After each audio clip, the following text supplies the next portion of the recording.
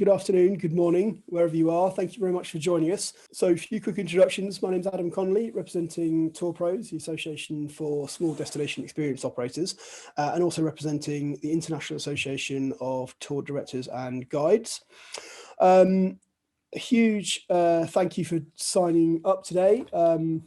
I'm just going to let a couple more people in. There we go. A huge thank you for signing up for this conversation. I think it's really, really important.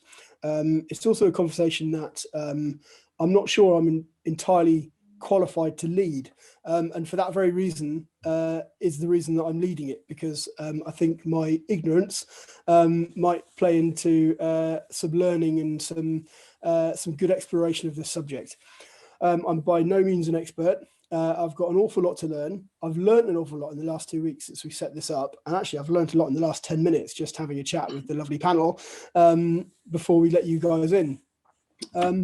Now, the first thing I've learned actually is that it's a lot harder to sell or to promote a panel discussion on sexism in the tour industry than it is to sell a panel discussion or a presentation on Instagram. We had over 160 people registered for our Instagram discussion last week, and we've got a third of that registered for today. And I was a little bit surprised and disappointed by that. So thank you so much for those of you who have tuned in. And if you're watching this on record at a later date, thank you for finding it and clicking the play button. We appreciate it. I think this conversation is really, really important.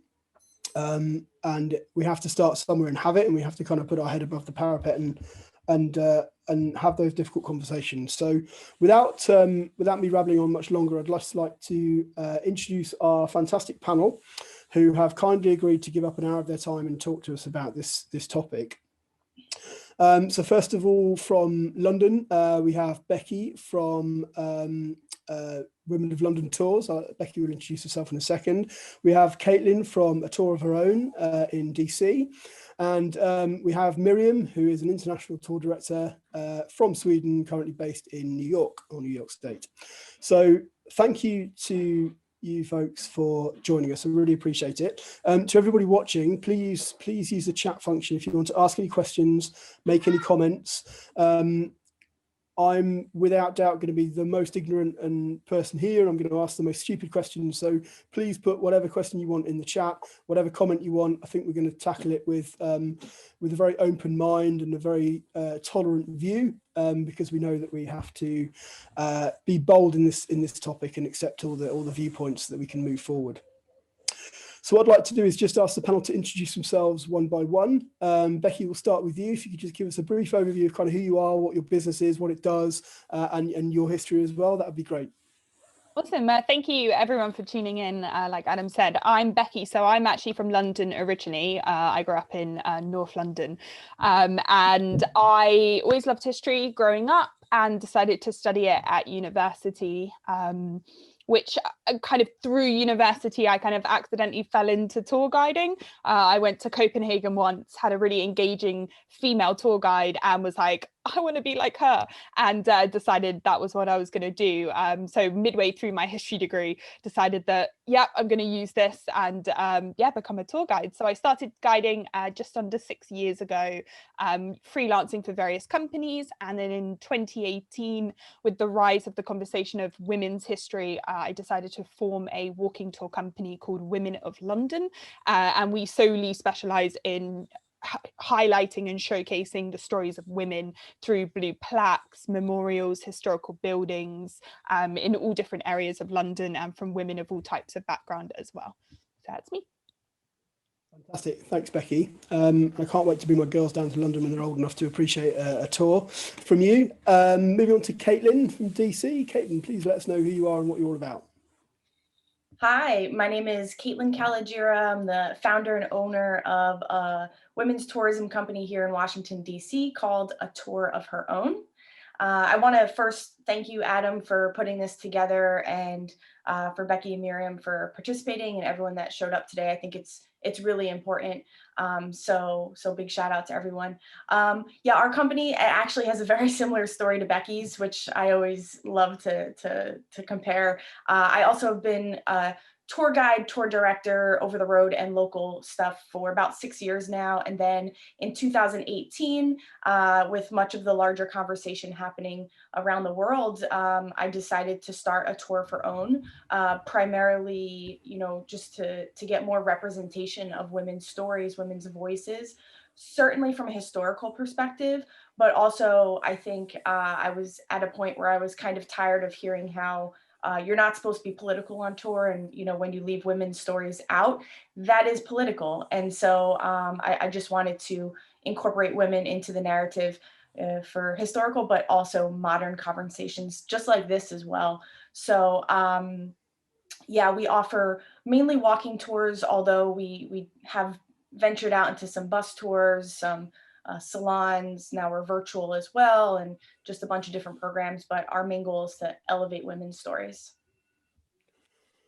Brilliant. Thank you very much, Caitlin.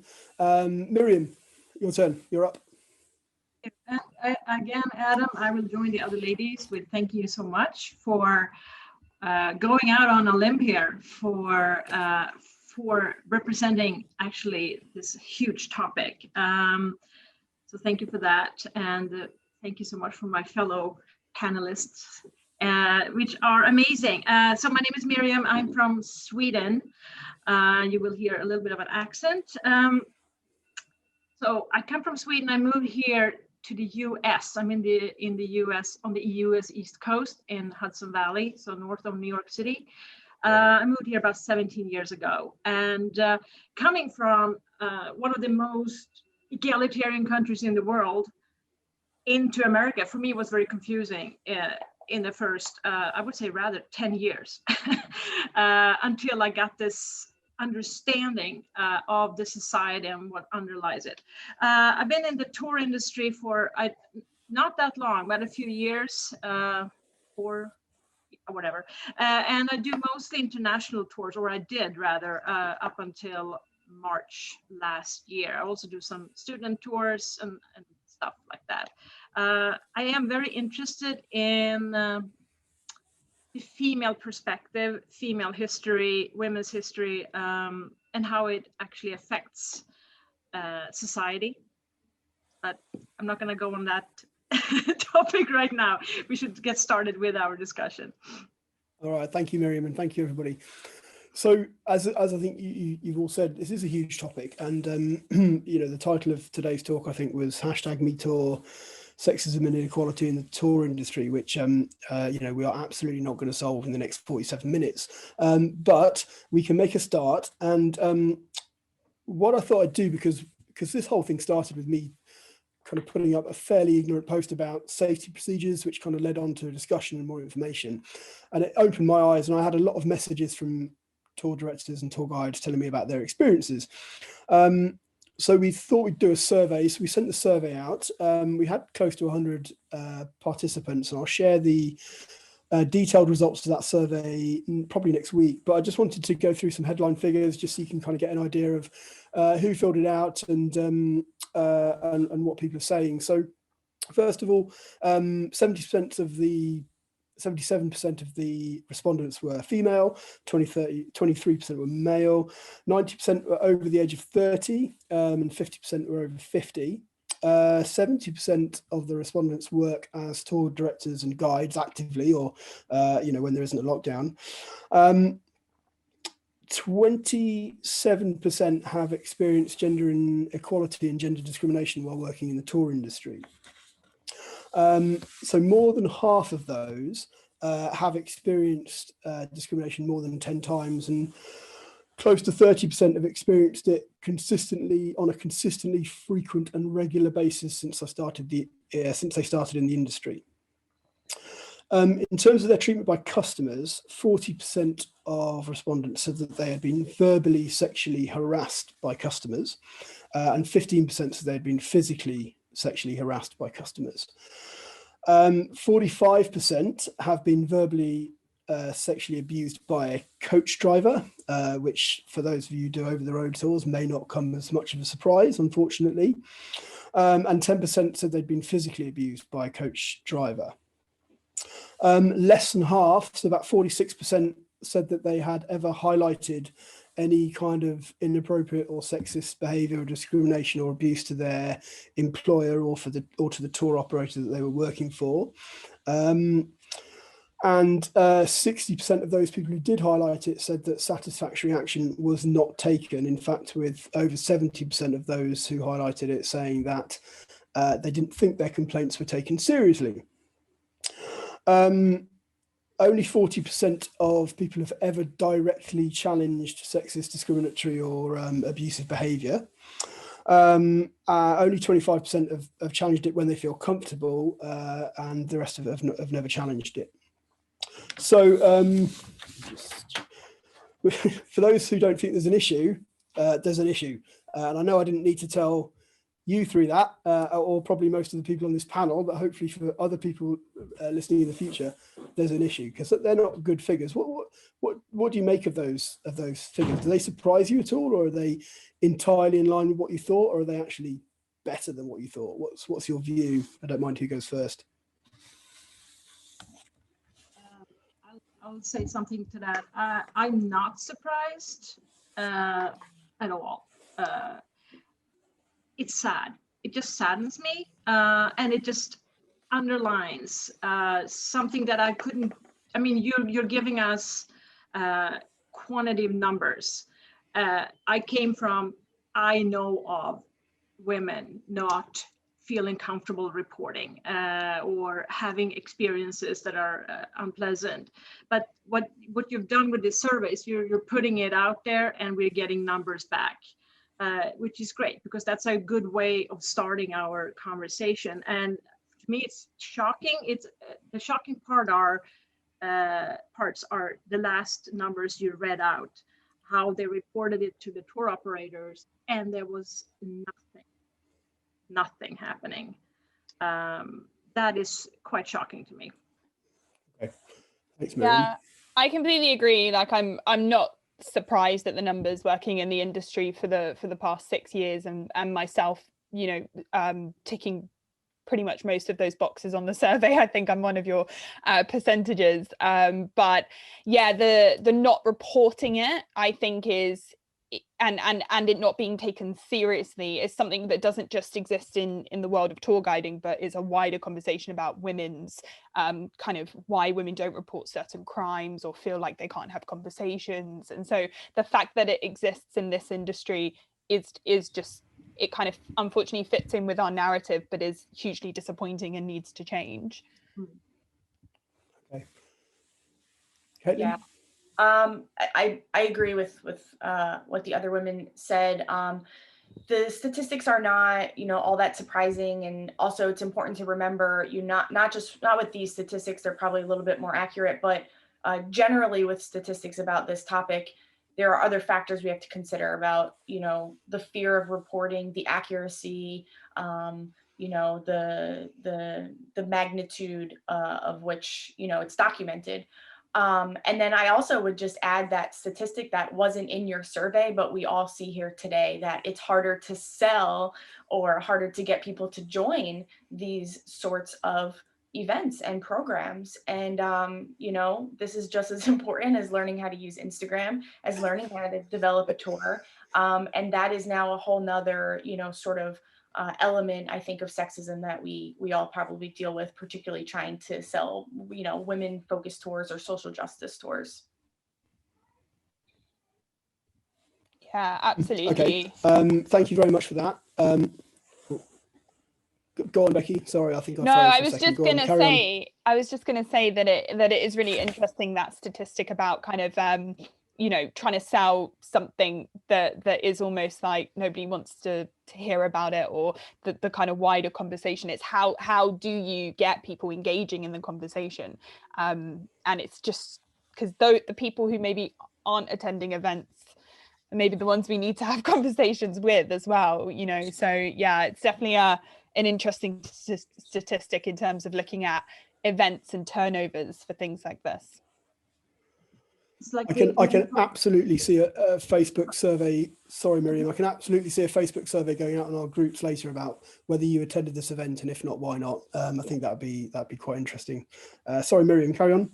No, I was just thinking of a tangent a bit, and it's like many tours are sold as being sustainable or local. They have like something attached to them, and I know this is dangerous ground, but I'm thinking it should also be like where an equality based tour operator. I mean, I'm not trying to find a solution, but I'm just kind of thinking this should be right up there with sustainability and awareness. This particular topic, for sure. I mean, there are so many women in this industry. I don't know exactly the percentages, but if the survey is a reflection of the industry, that just shows you how many women there are in this industry and how subjected we are to all kinds of negative experiences. I'd like to add I think to that. on the Sorry. No, Kayla, I was just going to say on the positive side, it is good to see in the attendance that we've got some tour operators in the audience. I won't embarrass them and say who they are, but there's some fairly large tour operator representatives in the viewing panel. So hopefully that's a step from some of them to kind of get on board and learn more about this topic. So I just wanted to recognise that. But sorry, carry on, Caitlin. Yeah, I was just gonna note that tourism and hospitality are one of the fields that are dominated by women. In numbers, in managerial positions, the wage gap is smaller. So this is certainly an industry where this conversation should be had. And to go to Miriam, I really love this word that you used earlier, egalitarian, and it comes up in a lot of, tour content that I develop. But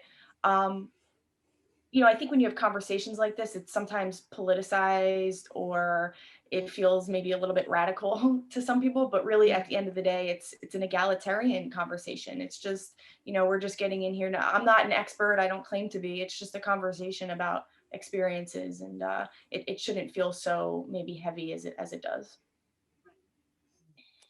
So I have a question, mainly for you, Becky and Caitlin, but given the nature of your tour businesses and the tours that you run, does that essentially mean that you don't really experience these issues when you run your tours, or not? I would say that the current tours I run, I necessarily wouldn't, because the people booking onto a women's history tour, I think, would generally be a kind of at least interested in the topic, because it is, unfortunately, and this word gets thrown around a lot with women's history, it's niche, and it shouldn't be niche, and that's a whole other debate about women's history in general. But this idea that I do tend to attract people who either have a background or have a small interest, or kind of are engaging in that topic for their studies, and so I find not so much on the tours. However, on social media, comments made about the company from kind of male people in my life who I acquaintances rather than friends, about kind of, the way the company would necessarily like the wording of our tours. Do people know what you're doing? Oh, is it really necessary? What about the men is a conversation I've had many times. So I wouldn't necessarily say with customers on my tours, but yeah, in general audiences, I do receive kind of feedback and questions about whether it's appropriate to have women's tours about women. Right. Okay. And because I guess that there absolutely will be a certain type of person who will instantly look at your business and say, isn't that sexist? Where's men's tours of London? Every tour every day. Every day. Well, I did them for 3 years before I launched the company, so every day. Okay. Caitlin, what about yourself? What's your view on that? I think my answer is in line with sort of my overall view on this topic, in that probably today in society, we generally understand aggressive, direct sexual assault. The stories that we see in the news, the stories that are somewhat violent and really uneasy and uncomfortable. But I also want to note that sexism, it comes in very subtle forms as well, and that's not always so easily recognizable. and it's not always intentional as well. So on our tours, while we might not see that to the same degree that we see on sort of traditional tours, you know, there are sometimes comments that I don't want to say are offensive, but you know, could seem sexist, and sometimes sexism is not just man and woman. It also could be between women. It could be sexist remarks between intergenerations of women, because, you know, women from the, let's say, 70s might have had a different experience in feminism that I might have, you know, being more involved now. So I think things like that are worth noting, and it's also those subtle harassment or assault or just ignorance that also is just as problematic and needs attention. Miriam, so you will have a slightly different frame of experience, given that you are an international tour director. So you are leading tours, over the road tours with, you know, accommodation aspects and much longer kind of periods of time with customers. Just briefly, and you know, either share some of your experiences or experiences that you've heard of, if you're not comfortable. But what are the kind of issues that that female tour directors face when they're out on the road? Well, I will go from my own experiences, but first I want to acknowledge what Caitlin just said. It's not always an aggression physical, but it's all those subtleties that are he said, she said, and those are very, very hard to address, because then it comes down to, are you believable or not, or did he really say that, or did she so these are an issue, because that goes to state of mind and the perception. So that's one part. But to go on that, when I'm on tour, I can be out for 10 days, 20 days. Most of you know how that is. You get to know the group, you get to know people, you come close to certain people, but I feel I always have to strike a very, very careful balance. I'm of course the leader of the group, but I also have to be careful in how I am around male guests, especially if they are single. If they're married. I mean, these are things that I never even thought I would have to consider, but I have to be very careful about these things, how I approach them. Should never be alone with them, but I have been subjected to an assault once in an elevator by a male guest, and I managed to get out of that, but it was very uncomfortable. But you know, you kind of shrug it off and go, well, you know, he was a bit drunk. But it's not supposed to be like that, right? It's one way how it's not supposed to be, but then there is the reality. This is the reality that we deal with. And that's of course not a tour operator's fault, but when you take it to a tour operator to report it, you expect them to actually react and support you and do something about it, whatever that may be. But yeah, I've had other encounters, and one that you mentioned in your survey was coach drivers. They are the captains of their ship, and we're like the co-captains, so to speak. But there's been a few instances that I've had with coach drivers that are passive aggressive, maybe not so sexually, but it could be a little comment here and there, and just the way they treat you. Right? Again, the subtleness of it all, that makes it very, very hard you can't really report it because you feel there's no substance in it. Okay, thank you. And I think that leads us nicely on to trying to talk about what we can actually do. Just before we do that, you've reminded me of a quote from somebody in the survey who said a male coach driver, will easily get a round of applause for navigating a tight street in the middle of Rome, whereas a female tour guide, you know, who does unimaginable amount of hours and care and will get nothing like that. So that just reminded me of that, and it's very true. So let's talk about what we can do. So what can tour operators do? So in terms of recruitment, let's start there. It seems a good place. when tour operators are recruiting their guides, their tour directors, how do they ensure that they are doing that in a fair manner that is treating everybody the same and not making judgments on anybody? And how do they ensure that they're balancing that experience and skill and not kind of letting any, sexism or discrimination kind of filter into that process? Where do we start with that? It's a big question. Yeah, I was just going to say that it's a difficult one, but I would definitely suggest that having kind of more women involved in the recruitment process would help with that. And instances, I know a female guide who went to a introductory session, and it was her in a room with 5 male guides with a male director as well, and she walked out and said, "Yeah, no, I didn't feel comfortable." And so having more women present in the room, kind of asking kinds of questions, relationships being built early on in the recruitment process, I think is one of the things that should just happen naturally, but could help kind of build. You can build on that later. Okay. Caitlin, Miriam, what's your view on that? Yeah, I would add to Becky a little bit here. There is a sense of responsibility on the TO, on the employer, on the person who's doing the hiring.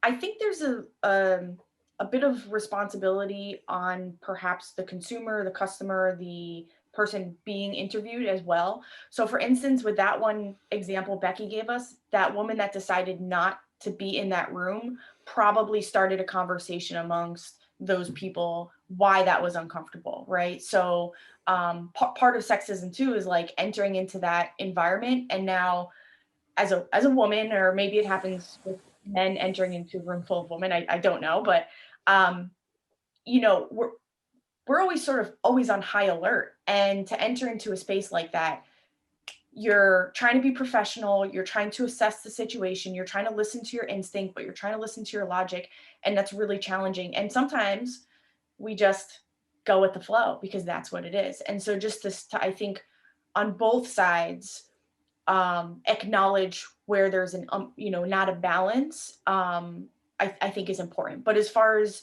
to go to your original question about TOs or employers, in today's society, I don't think that we can ensure or guarantee or, say that we can prevent this, that we can absolutely,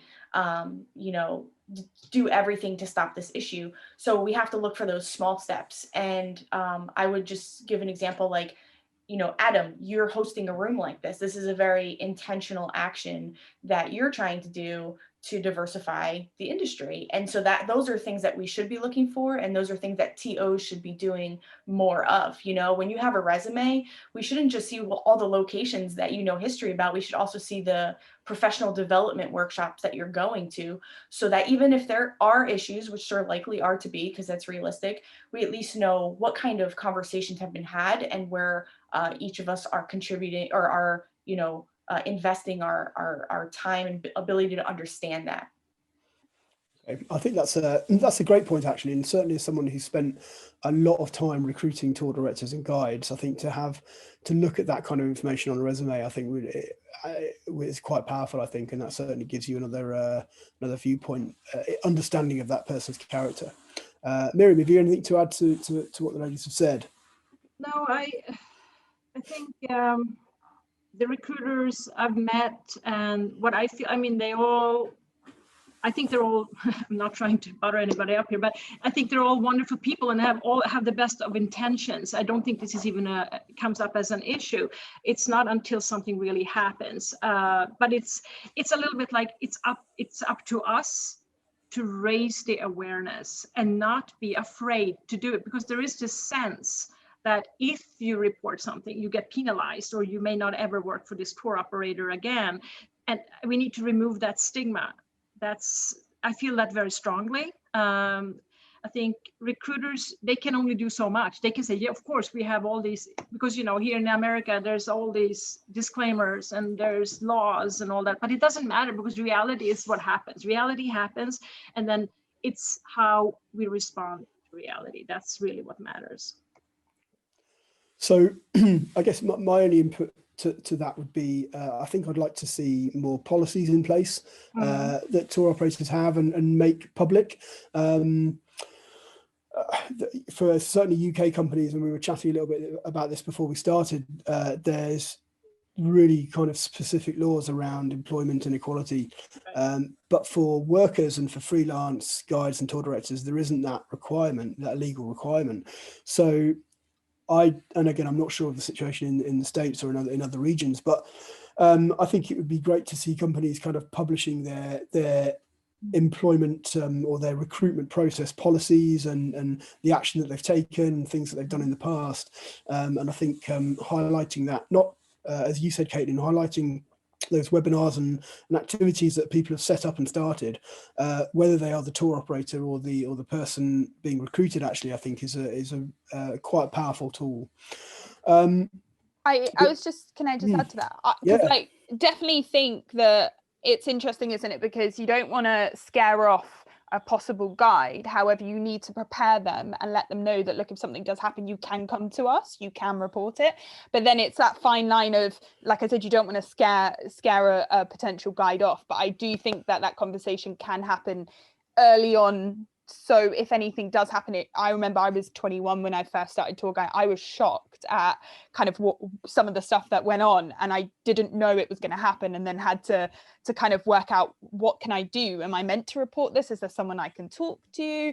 Is this normal? And so I do think that conversation does have to happen at some point in the recruitment process, and it needs to be handled from a, look, if this does happen to you, this is we are here.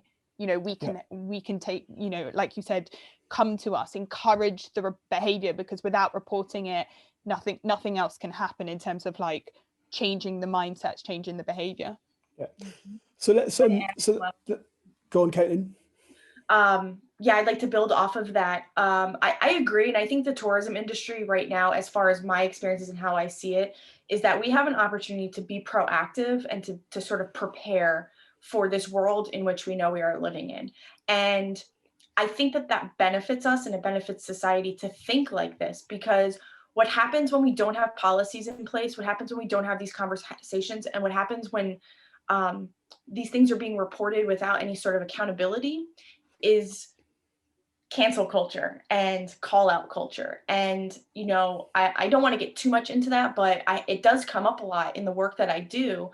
And I think there needs to be like a middle ground there, because, you know, nobody wants to get canceled. Nobody wants, you know, to have such a terrible thing happen that it turns up into a conversation that now has no solutions, or there's no, you know, backtracking. So I think like this, for instance, is a great opportunity for us to lay that groundwork, to have honest conversations, so that we can do our very best to get to really sort of radical place that we've seen, I think, probably in the last couple of years on a global level. Okay.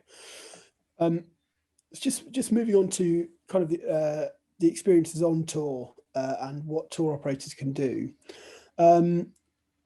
And I guess we've kind of covered that in a little bit in terms of, you know, encouraging and making sure that there are those processes in place for guides to speak up and you know, get support when they're in the thick of it and either when at the time that they're experiencing issues, or a kind of safe environment post tour to report them and discuss them. What expectations do you think guides should have on tour operators in that respect? I don't mind who goes first. I'll go first. My expectation is, of course, I have to report it first off, not just imagine, you know, I have to really actually do something and report it. And I have done that a few times, or the few times it's happened to me. I mean, it's not like something happens to me regularly, but one tour operator acted right away. And in this case, it was a coach driver, and they replaced the coach driver right away, which was perfect. It was the way to handle it. And of course, following up, asking, was I okay? And so, yeah, perfectly fine, because that removed the problem. Another tour operator did not even acknowledge that I had reported an assault, not by a word. And that's just not okay. what you want from your tour operator is right away a support. Say, listen, we got your back. What can we do right now for you? And then follow up often, right? We in our pre-talk, we mentioned a little bit about being a freelancer, because you're kind of in that, I don't know, the twilight zone, what your rights are. And it's not so much about rights, but we're humans and we want to be treated as such, and also being acknowledged that what we're saying and what we're feeling is real. And we want some kind of action for that. And what that action is, it's hard to say because it depends on the situation, but you want an immediate response and acknowledgement from your tour operator, because that's the one you trust, right? Yeah. Okay. Absolutely. Fantastic. I just saw a comment in the group, in the chat, about when you work for tip-based. So I started guiding as for free tour companies, and so I completely agree with that kind of comment. When your income is completely tip-based, or you're relying on a customer to kind of, part with their money at the end, there is that fine line between, like, what is customer service, and I think expectations put on guides, like some of the companies I work for, we would, at the end of the tour, there would be an option to take them to like somewhere for lunch, and then you start blurring those lines between being a tour guide, providing the history, and having a chat with them over their lunch, and it starts to become a bit weird in some cases. And I definitely had felt that on occasion. So I just wanted to highlight that because someone mentioned it in the group. When you are a freelancer or you're working on tip-based, there is that unfortunate kind of blurring of the lines between what's expected of you, because you're relying on someone to give you money outright. I'd also just say, in terms of like where tours start, finish, times of day, size of groups, I remember debating with companies about me not wanting to do a nighttime tour with a single guest, and that shouldn't be a debate. That should be policy. Unfortunately, we couldn't get more than one person on this, but for the safety of both the guest and the guide, because if anything happened, like you said earlier, Miriam, it's very much he said, she said. So that should also just be blank policy. These things don't happen unless there's a certain number of guests or different situations. So. Okay, thanks, Becky. Caitlin, anything to add? I don't know if it's all that relevant, but I'll add a little bit there. I once had a situation early in my career where I was interviewing for a Segway company, and their policy was not to send women tour guides out on night tours without a male, I'm going to use this word, chaperone, another male tour guide. And I knew in that moment I felt really uncomfortable, and these weren't people I wanted to work for, but I don't think I was quite in my activism at that point enough to really grasp this. And as I think back, there's so much wrapped up in that one example. Again, I think probably well-intended, but it just falls into this realm of, well, you're automatically safe now if you're with a man, and also what qualifications does that man have over myself? And so it was an example that I thought might be relevant, and I also had put in the Facebook group originally. One more example, I'll maybe just add to this because it came up in the Facebook conversation. I noticed there were some male tour guides who said at the end of their tours, sometimes they will walk, a woman back to a taxi or to their hotel or somewhere. And again, really well intended. I probably would not feel comfortable with that if I was traveling particularly outside of my country or a place where I wasn't comfortable. Because what we learn as women in every aspect of our life is, again, not just that sexual harassment and dangerous situations come in these really extravagant forms, but a lot of the time they come within your own circles, with people with people you've met, in situations that you might actually feel safe and you're not. So I would also just put that caution out there, that when we are trying to help, I go back to consent, right? That word should be coming into this conversation. Consent, consent, consent. Hey, would you feel comfortable if I walked you home? Not just walking with that person. Halfway through that walk, maybe ask again, or just things like that. And it seems maybe like a lot, but it seems fairly relevant as to this tour development conversation. Okay, thanks, Caitlin. There's some really good examples, and I'd like to explore the first example a little bit further, if I may, because I'm quite interested in that. Because with my kind of very practical, non-thinking head on, as somebody who has, been responsible for operations for quite a large tour company, I guess I can understand somebody seeing that as a potential risk, and then thinking that's a risk. What mitigating action can I put in place? I know this is what we'll do, and that wraps up in the, hey, we'd like you to do this tour at night, but don't worry, we're going to send you a chaperone or whatever. So I can understand why a tour operator would kind of think that that's well intended and good, and I'm possibly guessing that some will not quite understand why it isn't. So I guess I'd like you to explain a little bit further why that is wrong why that's wrong. What should the operator have done to make you feel more comfortable? Is it back to that consent to start with, or should they have not said anything? Should they wait for you to kind of say, hey, I think there's an issue here, I don't feel comfortable? How do they handle that scenario? Because that scenario of female tour guides, female directors working alone at night is widespread throughout the globe. So how do operators deal with that? I'm not sure I have the answer. I think it's a gray zone, and I can only speak for how I felt in that situation. And perhaps there are women out there that would feel comfortable in that. Okay, I don't know, but from my point of view, I'll point out maybe a couple of different perspectives in this particular situation. I think at that time I was getting into like martial arts and some like self-defense. I was actually going to classes regularly because I had just moved to the city, and these are things that I wanted to sort of work out. I don't expect, as a woman, a tour operator to make me feel comfortable. I want to be safe. I don't want to feel safe. I want to be safe. And so who's to say that, again, a man that is on that tour is more qualified than myself to take care of myself? Because even if it makes me feel comfortable, it doesn't necessarily mean that I am, in fact, safer. Now, if that was the policy and that person was qualified, they're a bodyguard, they're a security guard, they're WWF wrestler, I don't know. Or maybe those are very physical things. Maybe they're mental health experts, or they're just people that can psychologically like anticipate things. I don't know. It's a different conversation. The other thing that I would bring up with that particular example is that man actually getting paid to be my chaperone? Because now this pulls in another point about equal pay and valuing someone's time and expertise. So I think I'll just leave it there. And again, I think it is gray and it is uncomfortable, but I just know in that moment, instinctually, it felt wrong for me.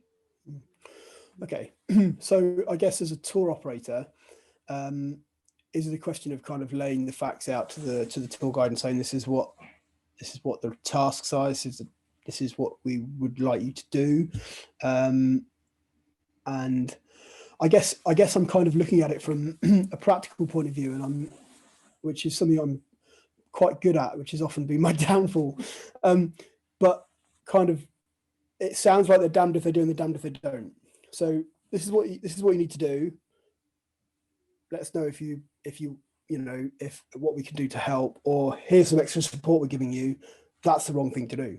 So from the operators that are listening, I guess it's, and I appreciate, we may not have a solution to this now, but maybe we can think of one collectively about how operators handle that, so that they don't fall on the wrong side of both, because it seems like there's a difficult path either way.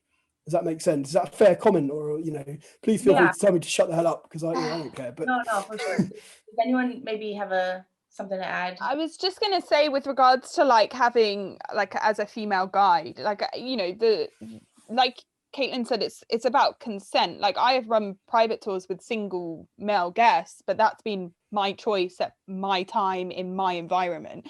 It's when it kind of becomes that area of this is what you are doing, especially when you're freelance, because again, you don't have, that isn't the relationship that you should have with tour companies anyway.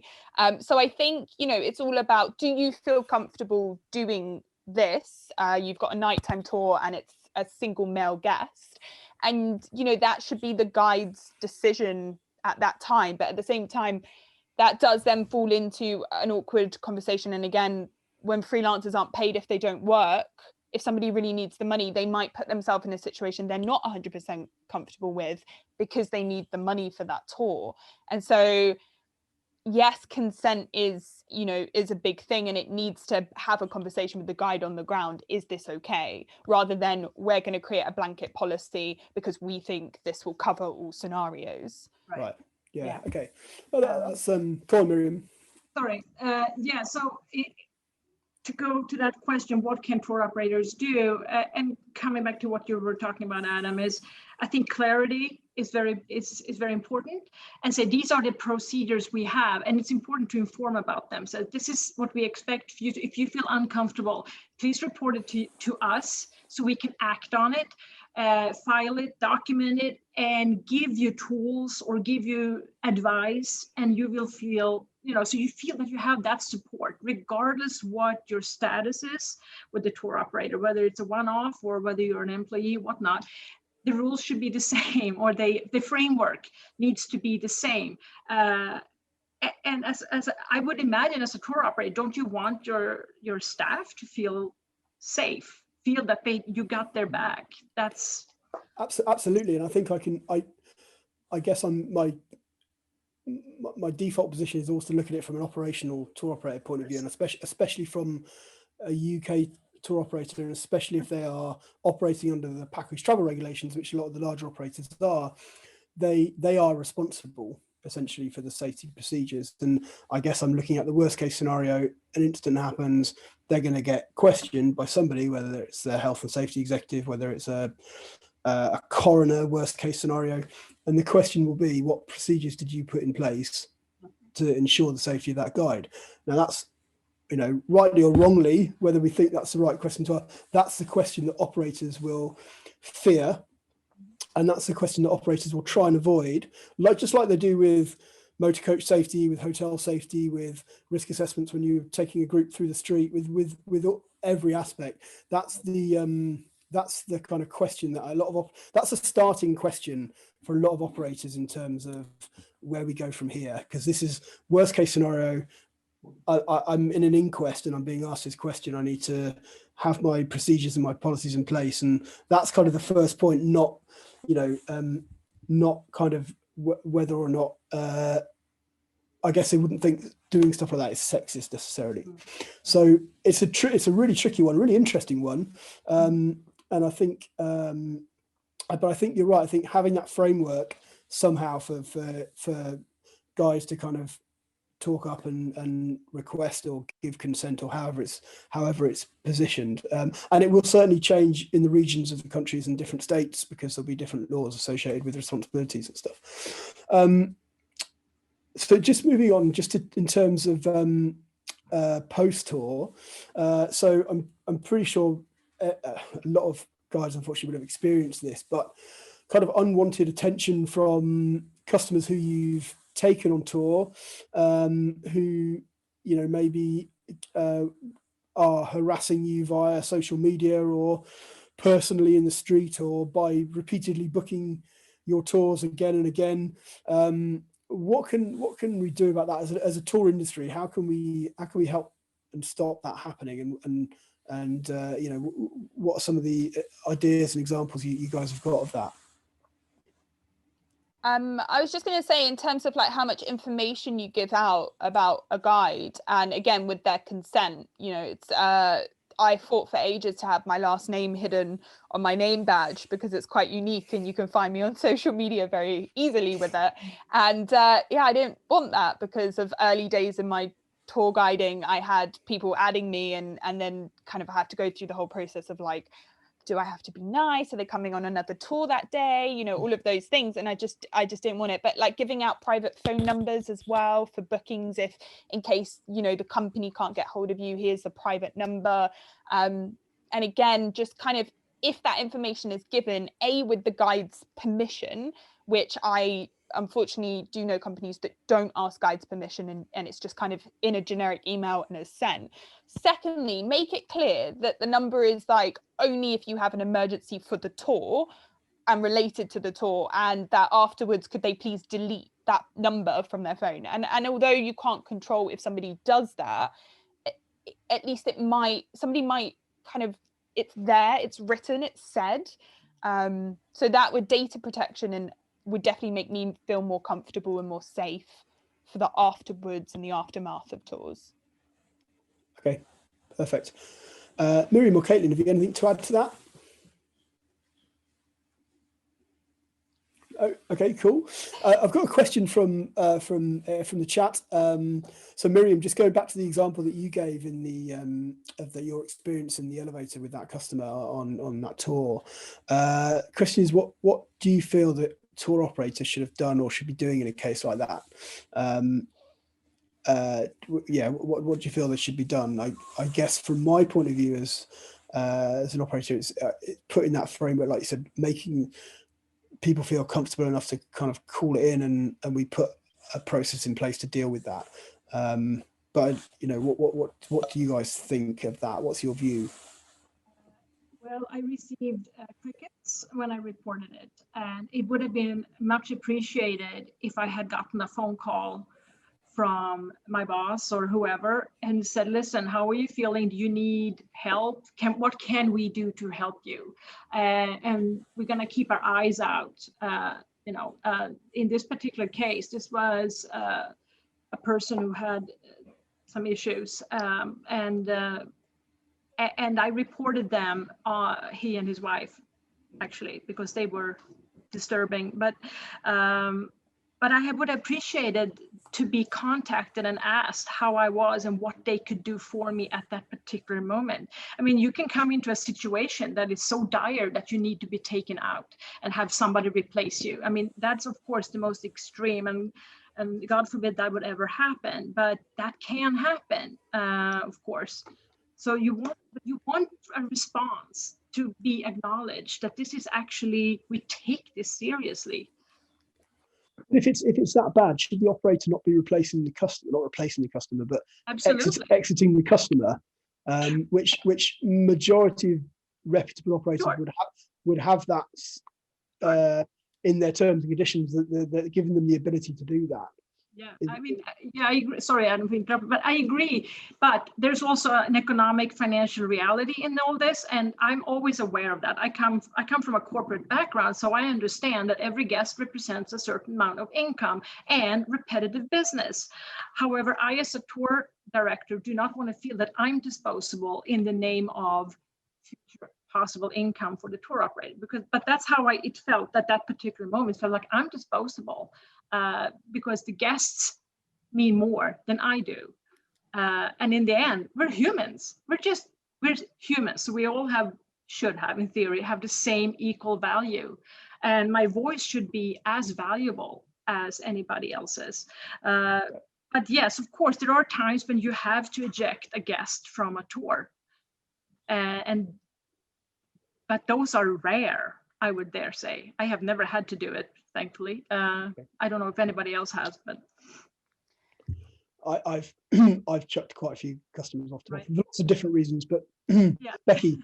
I was just going to say, kind of building on that with regards to kind of the customer element of it. I know it kind of, I imagine tour operators are kind of alarm bells ringing, customer service, but actually, you know, guests need to be held accountable. And sometimes if it comes from if it's maybe not a major kind of incident like in that example, but something that wasn't appropriate, the guide has reported it. I do feel like if the customer was told, you know, how else are they going to know it's not okay? How else are they going to check their behavior? How else are things going to change if those things aren't told to customers? So yeah, I would say definitely that customer follow up, you know, hey, you know, we hope you enjoyed our tour. We had a little bit of feedback and we thought we'd pass this on.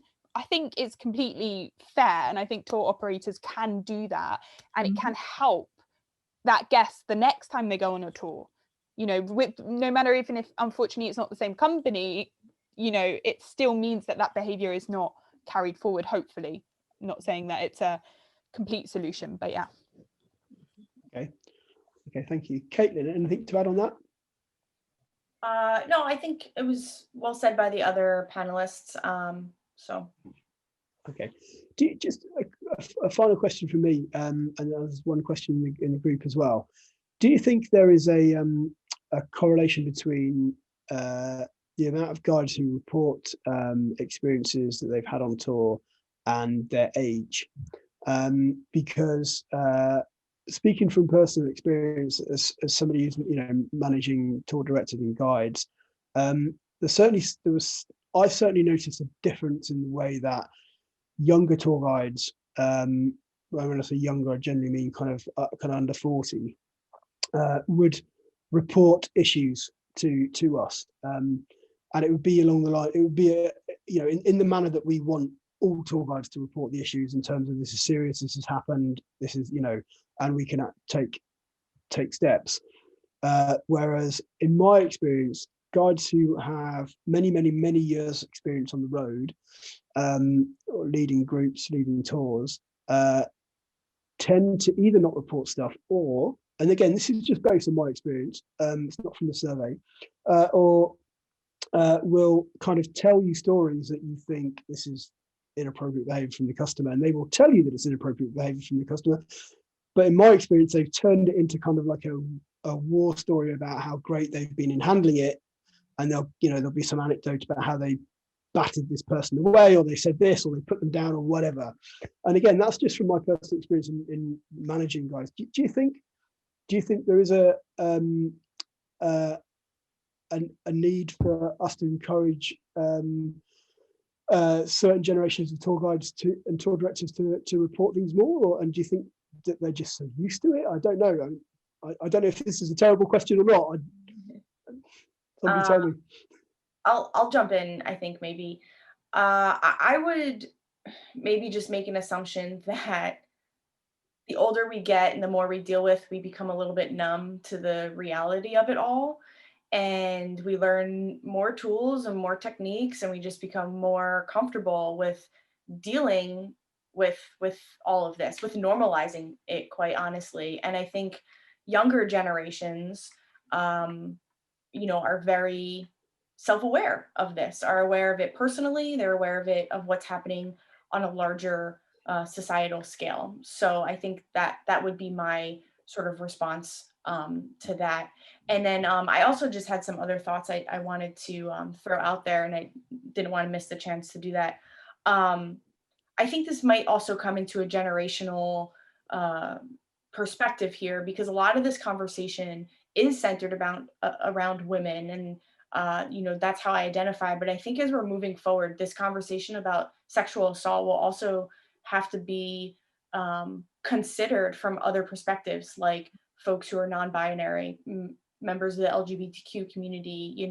There's components of sexism and inequality around racial issues as well. So I think that it's important to touch on that. And I think that this conversation has to be continued going in those directions for it to really make sense. And then just the last thing I think I want to say is that we could talk all day about how we prevent these things, how we respond to them. And ultimately, the responsibility falls on the assaulter, on the person that is doing harm.